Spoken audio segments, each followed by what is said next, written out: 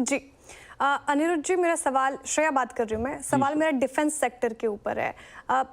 Result चुनाव के बाद हमने डिफेंस सेक्टर में एक करेक्शन देखा था, लेकिन वहाँ से फिर से एक अच्छी खासी रैली हमें डिफेंस सेक्टर के कुछ स्टॉक्स में देखने को मिली। 2025 आपको कैसा लग रहा है, स्पेशली महाराष्ट्र के वर्डिक्ट के बाद? क्या डिफेंस सेक्टर फिर से लाइमलाइट में आएगा? जी देखिए, डिफेंस सेक्टर इंडिया का अगले 10 साल का सेक्टर है और देयर इज़ नो डाउट कि इस सेक्टर में काम होगा, बहुत काम होगा। बट कहीं न कहीं हमने ये देखना पड़ेगा, हम डिफेंस सेक्टर में एज़ अ पीएमएस बहुत ज़्यादा हमारा बहुत छोटे लेवल से इन्वेस्टमेंट था। लेकिन अब हमें कहीं न कहीं ये लगता है कि ये सेक्टर्स अच्छे चलेंगे, बट जिस हिसाब से इन्होंने पीछे लीड किया था, वैसी लीडरशिप इनसे एक्सपेक्ट करना थोड़ा-सा मुश्किल हो जाएगा।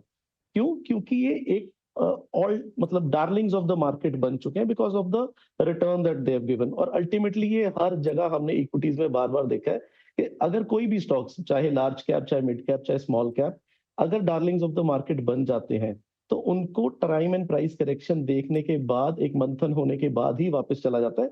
एज़ कंपनीज़, आई बिलीव कि जो top line and bottom line growth है, वो अच्छी ही होगी, उसमें कोई कमी नहीं आएगी।